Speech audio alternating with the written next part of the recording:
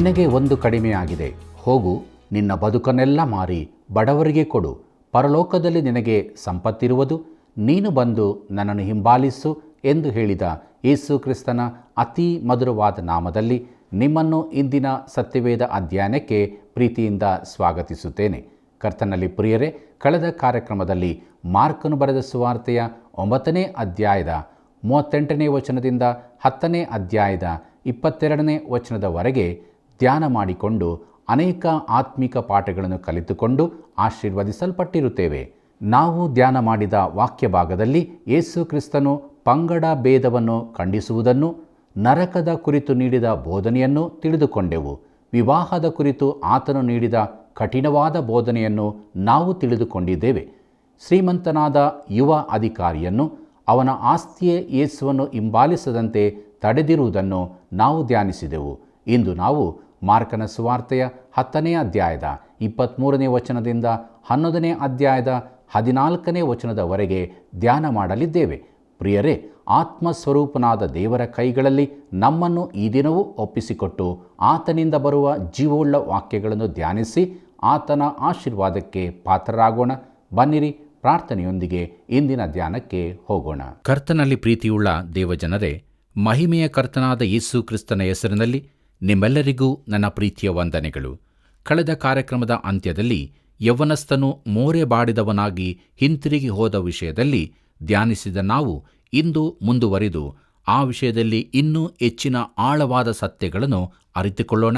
ಬನ್ನಿರಿ, ನಮ್ಮ ಧ್ಯಾನವನ್ನು ಮುಂದುವರಿಸೋ ಹಾಗೆ ಪೌಲನು ಒಂದು ವಿಶೇಷವಾದ ಸಂದೇಶ ನೀಡಿದ್ದನ್ನು ನೋಡಿಕೊಳ್ಳೋಣ.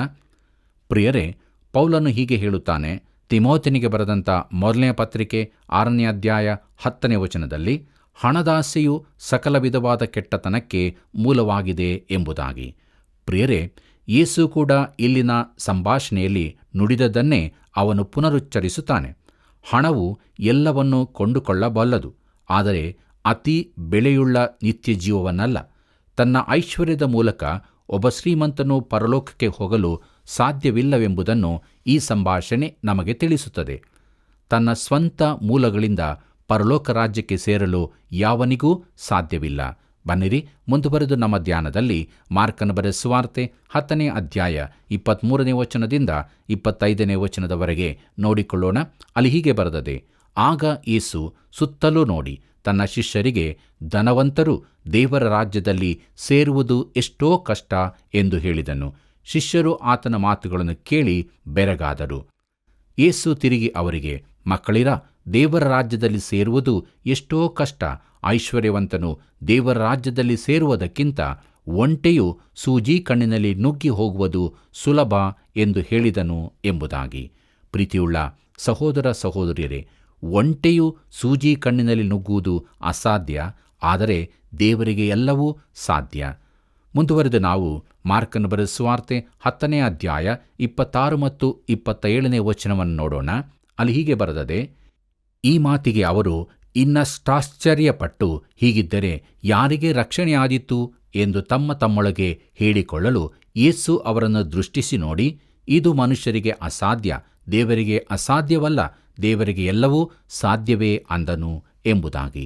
ಪ್ರೀತಿಯುಳ್ಳ ದೇವಜನರೇ, ಮಾನವನಿಗೆ ಅದು ಅಸಾಧ್ಯ, ಆದರೆ ಯೇಸು ಕ್ರಿಸ್ತನು ಮಾತ್ರನೇ ಮಾಡಬಲ್ಲನು.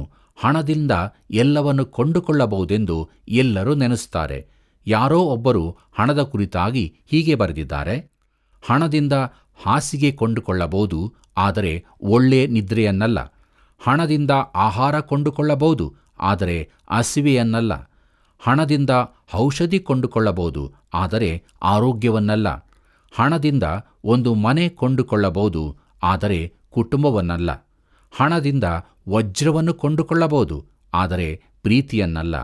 ಹಣದಿಂದ ದೇವಾಲಯವನ್ನು ಕಟ್ಟಿಕೊಳ್ಳಬಹುದು, ಆದರೆ ರಕ್ಷಣೆಯನ್ನಲ್ಲ ಎಂಬುದಾಗಿ. ಪ್ರಿಯರೇ, ಆ ಯೌವನಸ್ಥನಿಗೂ ದೇವರಿಗೂ ನಡುವೆ ಅಡ್ಡಿಯಾಗಿರುವುದನ್ನು ತೆಗೆದುಹಾಕಲು ಯೇಸು ಹೇಳಿದನು. ಕರ್ತನಾದ ಯೇಸು ಹೇಳಿದಂತೆ ಅವನು ಮಾಡುತ್ತಿದ್ದರೆ, ಯೇಸು ದೇವರಾದ್ದರಿಂದಲೇ ಆತನು ಒಳ್ಳೆಯವನಾಗಿದ್ದಾನೆಂದು ಅವನು ತಿಳಿದುಕೊಳ್ಳುತ್ತಿದ್ದನು. ಆದರೆ ಹಾಗೆ ಆಗಲಿಲ್ಲ. ಪ್ರಿಯರೇ, ನಮ್ಮನ್ನು ಈ ವಾಕ್ಯದ ಬೆಳಕಿನಲ್ಲಿ ಪರೀಕ್ಷೆ ಮಾಡಿಕೊಂಡು ನಮಗೆ ಯಾವುದು ಅಡ್ಡಿ ಇದೆಯೋ ಅದನ್ನು ತೆಗೆದುಹಾಕಿ ದೇವರೊಂದಿಗೆ ಅನ್ಯೋನ್ಯತೆಯಲ್ಲಿ ಜೀವಿಸೋಣ. ಮುಂದುವರೆದು ನಾವು ಮಾರ್ಕನ ಬರೆದ ಸುವಾರ್ತೆ 10ನೇ ಅಧ್ಯಾಯ 28ನೇ ವಚನದಿಂದ 30ನೇ ವಚನದವರೆಗೆ ನೋಡೋಣ. ಪೇತ್ರನು ಆತನಿಗೆ, ಇಗೋ, ನಾವು ಎಲ್ಲಾ ಬಿಟ್ಟು ನಿನ್ನನ್ನು ಹಿಂಬಾಲಿಸಿದ್ದೇವೆ ಎಂದು ಹೇಳುವುದಕ್ಕೆ ಪ್ರಾರಂಭಿಸಲು, ಯೇಸು, ನಿಮಗೆ ಸತ್ಯವಾಗಿ ಹೇಳುತ್ತೇನೆ, ಯಾವನು ನನ್ನ ನಿಮಿತ್ತವೂ ಸುವಾರ್ತೆಯ ನಿಮಿತ್ತವೂ ಮನೆಯನ್ನಾಗಲಿ ಅಣ್ಣ ತಮ್ಮಂದಿರನ್ನಾಗಲಿ ಅಕ್ಕ ತಂಗಿಯರನ್ನಾಗಲಿ ತಾಯಿಯನ್ನಾಗಲಿ ತಂದೆಯನ್ನಾಗಲಿ ಮಕ್ಕಳನ್ನಾಗಲಿ ಭೂಮಿಯನ್ನಾಗಲಿ ಬಿಟ್ಟಿರುವನೋ ಅವನಿಗೆ ಈಗಿನ ಕಾಲದಲ್ಲಿ ಮನೆ, ಅಣ್ಣ ತಮ್ಮ, ಅಕ್ಕ ತಂಗಿ, ತಾಯಿ, ಮಕ್ಕಳು, ಭೂಮಿ ಇವೆಲ್ಲವೂ ಹಿಂಸೆಗಳು ಸಹಿತವಾಗಿ 100ರಷ್ಟು ಸಿಕ್ಕೇ ಸಿಕ್ಕುತ್ತವೆ ಮತ್ತು ಮುಂದಣ ಲೋಕದಲ್ಲಿ ನಿತ್ಯ ಜೀವವು ದೊರೆಯುವುದು ಎಂಬುದಾಗಿ. ಪ್ರೀತಿಯುಳ್ಳ ದೇವಜನರೇ, ಪೇತ್ರನನ್ನು ಗದರಿಸುವ ಬದಲು ಯೇಸು ತನಗಾಗಿ ತ್ಯಾಗ ಮಾಡಿದವರಿಗೆ ಸಿಗತಕ್ಕ ಬಹುಮಾನದ ವಾಗ್ದಾನವನ್ನು ನೀಡಿದನು. ಬನ್ನಿರಿ, ಮುಂದುವರೆದು ಮಾರ್ಕನ ಬರೆದ ಸುವಾರ್ತೆ 10ನೇ ಅಧ್ಯಾಯ 31ನೇ ವಚನದಲ್ಲಿ ಹೀಗೆ ನೋಡುತ್ತೇವೆ. ಆದರೆ ಬಹು ಮಂದಿ ಮೊದಲಿನವರು ಕಡೆಯವರಾಗುವರು, ಕಡೆಯವರು ಮೊದಲಿನವರಾಗುವರು ಎಂದು ಹೇಳಿದನು ಎಂಬುದಾಗಿ. ಬಹುಮಾನ ಕೊಡುವಾಗ ದೇವರು ಅನುಸರಿಸುವ ಸೂತ್ರ ಇದಾಗಿದೆ. ಪ್ರಿಯರೇ, ಮುಂದುವರೆದು ನಾವು ಕ್ರಿಸ್ತನ ಮರಣ ಮುಂತಿಳಿಸಲ್ಪಟ್ಟದ್ದು ಎಂಬುದನ್ನು ನೋಡೋಣ. ನಮ್ಮ ಧ್ಯಾನವನ್ನು ಮುಂದುವರಿಸುವ ಹಾಗೆ ಮಾರ್ಕನ ಬರೆದ ಸುವಾರ್ತೆ 10ನೇ ಅಧ್ಯಾಯ 32ನೇ ವಚನದಿಂದ 34ನೇ ವಚನವನ್ನು ಓದಿಕೊಳ್ಳೋಣ. ಅವರು ಯೆರೂಸಲೇಮಿನ ದಾರಿಯನ್ನು ಹಿಡಿದು ಹೋಗುತ್ತಿರುವಾಗ ಯೇಸು ಅವರ ಮುಂದೆ ಹೋಗುತ್ತಿದ್ದನು. ಅವರು ನೋಡಿ ಬೆರಗಾದರು. ಆತನ ಹಿಂದೆ ಬರುವವರು ಭಯಪಡುವರಾದರು. ಆಗ ಆತನು ತನ್ನ 12 ಮಂದಿ ಶಿಷ್ಯರನ್ನು ತಿರುಗಿ ಕರಕೊಂಡು ಮುಂದೆ ತನಗಾಗುವುದನ್ನು ಹೇಳುವುದಕ್ಕೆ ತೊಡಗಿ ಅವರಿಗೆ, ನೋಡಿರಿ, ನಾವು ಯೆರೂಸಲೇಮಿಗೆ ಹೋಗುತ್ತಾ ಇದ್ದೇವೆ ಮತ್ತು ಮನುಷ್ಯಕುಮಾರನನ್ನು ಮಹಾಯಾಜಕರ ಮತ್ತು ಶಾಸ್ತ್ರಿಗಳ ಕೈಗೆ ಹಿಡುಕೊಡುವರು.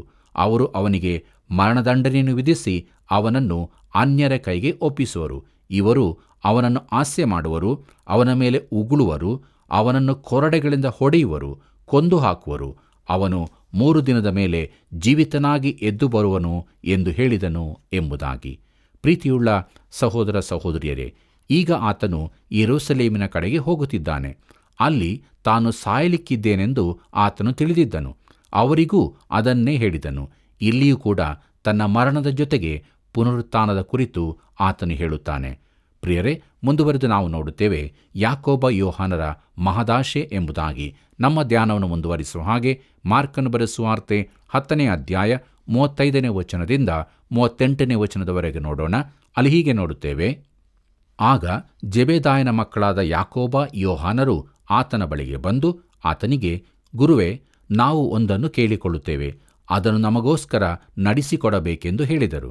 ಆತನು ಅವರನ್ನು, ನಿಮಗೇನು ನಡೆಸಿಕೊಡಬೇಕು ಎಂದು ಕೇಳಲು ಅವರು, ನಿನಗೆ ಮಹಾಪದವಿ ಬಂದಾಗ ನಮ್ಮಲ್ಲಿ ಒಬ್ಬನು ನಿನ್ನ ಬಲಗಡೆಯಲ್ಲೂ ಮತ್ತೊಬ್ಬನು ಎಡಗಡೆಯಲ್ಲೂ ಕೂತುಕೊಳ್ಳುವಂತೆ ನಮಗೆ ಅನುಗ್ರಹ ಮಾಡಬೇಕು ಅಂದರು. ಆದರೆ ಯೇಸು ಅವರನ್ನು, ನೀವು ಬೇಡಿಕೊಂಡದ್ದು ಏನೆಂದು ನಿಮಗೆ ತಿಳಿಯದು. ನಾನು ಕುಡಿಯುವ ಪಾತ್ರೆಯಲ್ಲಿ ಕುಡಿಯುವುದು ನಿಮ್ಮಿಂದಾದೀತೆ? ನನಗಾಗುವ ದೀಕ್ಷಾಸ್ಥಾನವನ್ನು ಹೊಂದುವುದು ನಿಮ್ಮಿಂದಾದೀತೆ ಎಂದು ಕೇಳಲು ಅವರು, ಆಗುವುದು ಅಂದರು ಎಂಬುದಾಗಿ. ಪ್ರೀತಿಯುಳ್ಳ ದೇವಜನರೇ, ಮತ್ತಾಯನು ಈ ಘಟನೆಯ ಕುರಿತು ಬರೆದಿರುವುದು ನಿಮಗೆ ನೆನಪಿರಬಹುದು. ಅಲ್ಲಿ ಅವರ ತಾಯಿಯು ಯೇಸುವಿನ ಬಳಿಗೆ ಬಂದು ತನ್ನ ಮಕ್ಕಳಿಗಾಗಿ ಈ ವರವನ್ನು ಕೇಳಿಕೊಂಡಳು. ತನಗಾಗಲಿರುವ ದೀಕ್ಷಾಸ್ಥಾನವನ್ನು ಅವರು ಹೊಂದಲು ತಯಾರಾಗಿದ್ದಾರೋ ಎಂದು ಆತನು ಕೇಳಿದಾಗ ಅವರು ಹೌದು ಎಂದು ಹೇಳಿದ್ದನ್ನು ನಾವು ನೋಡಿದ್ದೇವೆ. ಪ್ರಿಯರೇ, ಮುಂದುವರೆದು ನಮ್ಮ ಧ್ಯಾನದಲ್ಲಿ ಮಾರ್ಕನು ಬರೆದ ಸುವಾರ್ತೆ 10ನೇ ಅಧ್ಯಾಯ 39 ಮತ್ತು 40ನೇ ವಚನವನ್ನು ನೋಡೋಣ. ಆಗ ಯೇಸು ಅವರಿಗೆ, ನಾನು ಕುಡಿಯುವ ಪಾತ್ರೆಯಲ್ಲಿ ಕುಡಿಯುವಿರಿ, ನನಗಾಗುವ ಸ್ನಾನವೂ ನಿಮಗಾಗುವುದು.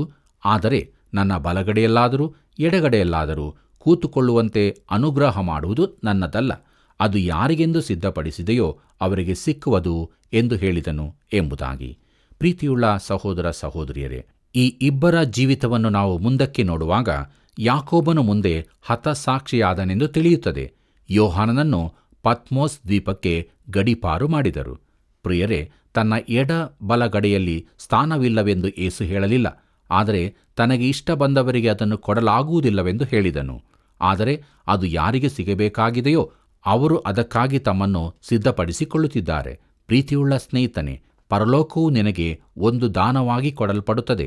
ಆದರೆ ಪರಲೋಕದಲ್ಲಿನ ನಿನ್ನ ಸ್ಥಾನಕ್ಕಾಗಿ ನೀನು ಕಾರ್ಯ ಮಾಡಬೇಕಾಗಿದೆ. ರಕ್ಷಣೆಯು ಉಚಿತವಾಗಿದೆ, ಆದರೆ ಬಹುಮಾನಕ್ಕಾಗಿ ನಾವು ದುಡಿಯಬೇಕು. ನಿನಗೆ ಕರ್ತನಿಂದ ಬಹುಮಾನ ಬರಬೇಕೆಂದು ನೀನು ಸುಮ್ಮನೆ ಕುಳಿತು ಬೆರಳು ಮಡಿಚಿದರೆ, ಕೈಗಳನ್ನು ಉಜ್ಜಿಕೊಂಡರೆ ಆಗುವುದಿಲ್ಲ. ಅದಕ್ಕಾಗಿ ನೀನು ಕೆಲಸ ಮಾಡಲೇಬೇಕು. ಬನ್ನಿರಿ ಪ್ರೇರೆ, ಮುಂದುವರೆದ ನಮ್ಮ ಧ್ಯಾನದಲ್ಲಿ ಮಾರ್ಕನ ಬರೆದ ಸುವಾರ್ತೆ 10ನೇ ಅಧ್ಯಾಯ 41ನೇ ವಚನವನ್ನು ನೋಡೋಣ. ಉಳಿದ 10 ಮಂದಿ ಶಿಷ್ಯರು ಇದನ್ನು ಕೇಳಿ ಯಾಕೋಬ ಯೋಹಾನರ ಮೇಲೆ ಸಿಟ್ಟಿಗೆದ್ದರು ಎಂಬುದಾಗಿ. ಪ್ರಿಯರೇ, ತಮಗೂ ಒಳ್ಳೆಯ ಸ್ಥಾನದ ಆಶೆ ಇದ್ದದರಿಂದ ಅವರಿಗೆ ಸಿಟ್ಟು ಬಂತು. ಆದ್ದರಿಂದ ಯೇಸು ಅವರಿಗೆ ಇನ್ನೊಂದು ಸೂತ್ರವನ್ನು ಕಲಿಸಬೇಕಾಗಿತ್ತು. ಈ ಲೋಕದ ಕಾರ್ಯವಿಧಾನದಂತೆ ದೇವರ ಕಾರ್ಯವಿಧಾನವಲ್ಲ. ಬನ್ನಿರಿ, ಮುಂದುವರೆದು ನಾವು ಮಾರ್ಕನ ಬರೆದ ಸುವಾರ್ತೆ 10ನೇ ಅಧ್ಯಾಯ 42ನೇ ವಚನದಿಂದ 44ನೇ ವಚನವನ್ನು ನೋಡಿಕೊಳ್ಳೋಣ. ಯೇಸು ಅವರನ್ನು ಹತ್ತರಕ್ಕೆ ಕರೆದು ಅವರಿಗೆ, ಜನಗಳನ್ನಾಳುವವರೆನಿಸಿಕೊಳ್ಳುವವರು ಅವರ ಮೇಲೆ ಅಹಂಕಾರದಿಂದ ದೊರೆತನ ಮಾಡುತ್ತಾರೆ, ಮತ್ತು ಅವರಲ್ಲಿ ದೊಡ್ಡವರು ಬಲಾತ್ಕಾರದಿಂದ ಅಧಿಕಾರ ನಡೆಸುತ್ತಾರೆ ಎಂದು ನೀವು ಬಲ್ಲಿರಷ್ಟೇ. ಆದರೆ ನಿಮ್ಮಲ್ಲಿ ಹಾಗಿರಬಾರದು. ನಿಮ್ಮಲ್ಲಿ ದೊಡ್ಡವನಾಗಬೇಕೆಂದಿರುವವನು ನಿಮ್ಮ ಸೇವಕನಾಗಿರಬೇಕು. ನಿಮ್ಮಲ್ಲಿ ಮೊದಲನೆಯಾಗಬೇಕೆಂದಿರುವವನು ಎಲ್ಲರ ಆಳಾಗಿರಬೇಕು ಎಂಬುದಾಗಿ.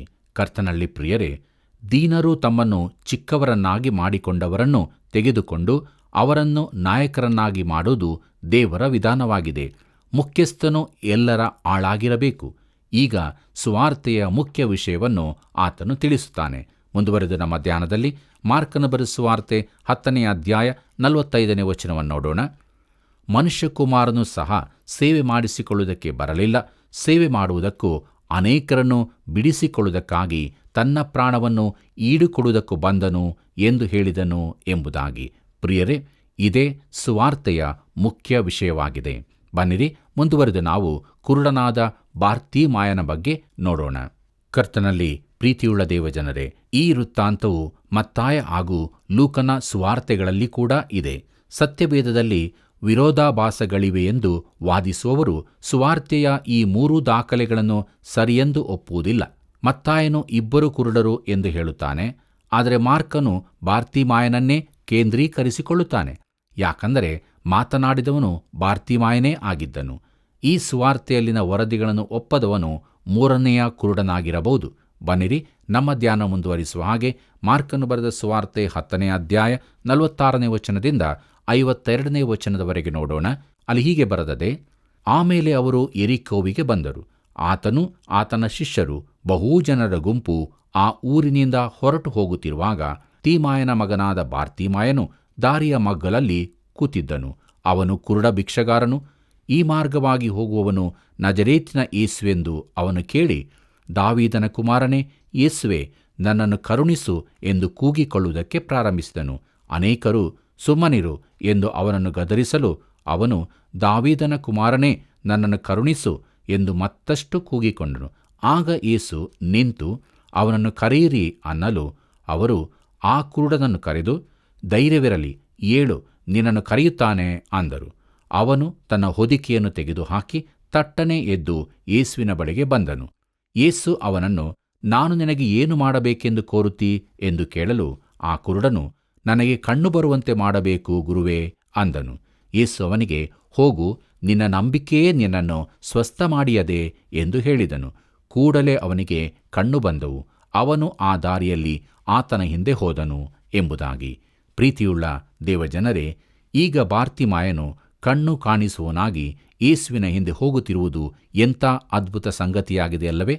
ಕೆಲವೇ ದಿನಗಳಲ್ಲಿ ಯೇಸು ಕ್ರೂಜೆಯಲ್ಲಿ ಸಾಯುವುದನ್ನು ಅವನು ನೋಡಲಿದ್ದಾನೆ. ಪ್ರಿಯ ಸ್ನೇಹಿತನೇ, ಯೇಸು ನಿನಗಾಗಿ ಸತ್ತಿದ್ದನ್ನು ನೀನು ನೋಡಿ ತಿಳಿದುಕೊಂಡಿದ್ದೀಯಾ? ಇಲ್ಲವೇ ನೀನು ಕುರುಡನಾಗಿದ್ದೀಯಾ? ಎಚ್ಚರವಾಗಿದ್ದುಕೊಂಡು ನಿನ್ನ ಜೀವಿತವನ್ನು ಪರೀಕ್ಷಿಸಿಕೋ. ನಿನಗಾಗಿ ಸತ್ತಂಥ ಯೇಸುವನ್ನು ಸ್ವಂತ ರಕ್ಷಕನಾಗಿ ಅಂಗೀಕರಿಸಿ ನಿತ್ಯ ಜೀವವನ್ನು ಹೊಂದಿಕೋ. ಪ್ರೀತಿಯುಳ್ಳ ದೇವಜನರೇ, ಇಲ್ಲಿಗೆ ಮಾರ್ಕನ ಬರೆದ ಸುವಾರ್ತೆಯ 10ನೇ ಅಧ್ಯಾಯ ಧ್ಯಾನವನ್ನು ಮಾಡಿ ಮುಗಿಸುವಂತೆ ದೇವರು ನಮಗೆ ಸಹಾಯ ಮಾಡಿದ್ದಾನೆ. ಅನೇಕ ಸತ್ಯಗಳನ್ನು ತಿಳಿದುಕೊಂಡಿದ್ದೇವೆ. ದೇವರಿಗೆ ಸ್ತೋತ್ರವಾಗಲಿ. ಬನ್ನಿರಿ, ಮುಂದುವರೆದು ನಾವು ಮಾರ್ಕನ ಬರೆದ ಸುವಾರ್ತೆಯ 11ನೇ ಅಧ್ಯಾಯದ ಧ್ಯಾನವನ್ನು ಪ್ರಾರಂಭಿಸೋಣ. ಈ ಅಧ್ಯಾಯದ ಮುಖ್ಯಾಂಶಗಳು ಏನೆಂದರೆ, ಜಯೋತ್ಸವದ ಪ್ರವೇಶ, ಅಂಜೂರದ ಮರವನ್ನು ಶಪಿಸಿದ್ದು, ದೇವಾಲಯವನ್ನು ಶುದ್ಧಪಡಿಸಿದ್ದು, ಅಂಜೂರದ ಮರ ಒಣಗಿದ್ದು ಪ್ರಾರ್ಥನೆ ಮತ್ತು ಯೇಸುವಿನ ಅಧಿಕಾರ ಎಂಬುದೇ. ಪ್ರಿಯರೇ, ಈಗ ಕರ್ತನಾದ ಯೇಸುವಿನ ಈ ಲೋಕದ ಜೀವಿತದ ಅಂತ್ಯ ದಿನಗಳಿಗೆ ನಾವು ಬರುತ್ತಿದ್ದೇವೆ. ಈ ಅಧ್ಯಾಯವನ್ನು ನಾನು ಹೀಗೆ ವಿಭಾಗಿಸಿದ್ದೇನೆ. ಅವು ಯಾವುದೆಂದರೆ, ಮೊದಲನೆಯದು, ಯೇಸು ತಾನು ಮೆಸ್ಸಿಯನೆಂಬುದನ್ನು ತನ್ನ ಜನರಿಗೆ ಬಹಿರಂಗವಾಗಿ ತಿಳಿಸುತ್ತಾನೆ. ಎರಡನೆಯದು, ಅಂಜೂರದ ಮರಕ್ಕೆ ಶಾಪ ಕೊಡುತ್ತಾನೆ. ಮೂರನೆಯದು, ಯೇಸು ದೇವಾಲಯವನ್ನು ಶುದ್ಧಿಗೊಳಿಸುತ್ತಾನೆ. ನಾಲ್ಕನೆಯದು, ಪ್ರಾರ್ಥನೆಯ ಕುರಿತಾದ ಬೋಧನೆ. ಐದನೆಯದು, ಧಾರ್ಮಿಕ ನಾಯಕರಿಗೆ ಯೇಸುವಿನಿಂದಾದ ಕಿರಿಕಿರಿ ಎಂಬುದಾಗಿ. ಕರ್ತನಲ್ಲಿ ಪ್ರಿಯರೇ, ಯೇಸು ಯೆರೂಸಲೇಮಿನಲ್ಲಿ ಕಳೆದ 3 ದಿನಗಳ ವೃತ್ತಾಂತ ಈ 11ನೇ ಅಧ್ಯಾಯದಲ್ಲಿದೆ. ಆತನ ಯೆರೂಸಲೇಮಿನ ಪ್ರವೇಶವು ನಿಜವಾಗಿ ಜಯೋತ್ಸವವಾದದ್ದಾಗಿರಲಿಲ್ಲ. ನಿಜವಾಗಿಯೂ ಅದು ಆತನು ತನ್ನ ಭೂಲೋಕದ ಸೇವೆಯ ಕೊನೆಯ ಭಾಗದಲ್ಲಿ ಯೆರೂಸಲೇಮಿಗೆ ಬಹಿರಂಗವಾಗಿ ಪ್ರವೇಶ ಮಾಡುವುದಾಗಿದೆ. ಒಂದು ರೀತಿಯಲ್ಲಿ ಅದು ಜನರಿಂದ ಆತನಿಗಾದ ನಿರಾಕರಣೆಯಾಗಿದೆ. ಆತನು ಅಲ್ಲಿಗೆ ಬೇರೆ ಬೇರೆ 3 ದಿನಗಳಲ್ಲಿ ಬಂದನು. ಒಂದು ಸಲ ಮಾತ್ರವಲ್ಲ, ಪ್ರತಿಯೊಂದು ಸುವಾರ್ತೆಯಲ್ಲಿಯೂ ಈ 3 ಆಗಮನಗಳಲ್ಲಿ ಒಂದನ್ನು ಮಾತ್ರ ತಿಳಿಸಿರುವಂತೆ ತೋರುತ್ತದೆ. ಮೊದಲನೆಯ ಆಗಮನ ಸಬ್ಬತ್ ದಿನದಂದು ಆಗಿತ್ತು. ಎರಡನೆಯದು, ಭಾನುವಾರ ಆತನು ಪುನಃ ಬಂದು ದೇವಾಲಯವನ್ನು ಶುದ್ಧಿಗೊಳಿಸಿದನು.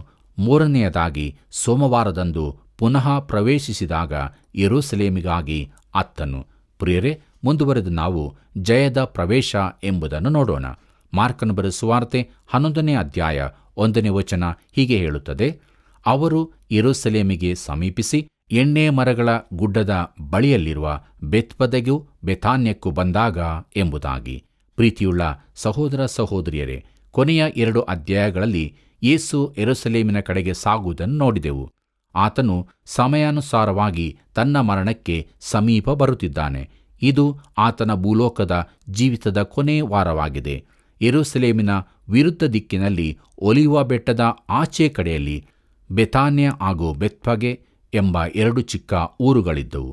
ಪ್ರಿಯರೇ, ಮುಂದುವರೆದು ನಮ್ಮ ಧ್ಯಾನದಲ್ಲಿ ಮಾರ್ಕನ ಬರೆದ ಸುವಾರ್ತೆ 11ನೇ ಅಧ್ಯಾಯ 2 ಮತ್ತು 3ನೇ ವಚನಗಳನ್ನು ನೋಡೋಣ. ಆತನು ತನ್ನ ಶಿಷ್ಯರಲ್ಲಿ 2 ಕರೆದು, ನಿಮ್ಮೆದುರಿಗಿರುವ ಹಳ್ಳಿಗೆ ಹೋಗಿರಿ. ಅದರೊಳಕ್ಕೆ ಸೇರುತ್ತಿರುವಾಗಲೇ ಅಲ್ಲಿ ಕಟ್ಟಿರುವ ಒಂದು ಕತ್ತೆಯ ಮರಿಯನ್ನು ಕಾಣುವಿರಿ. ಇದುವರೆಗೆ ಅದರ ಮೇಲೆ ಯಾರೂ ಹತ್ತಿಲ್ಲ.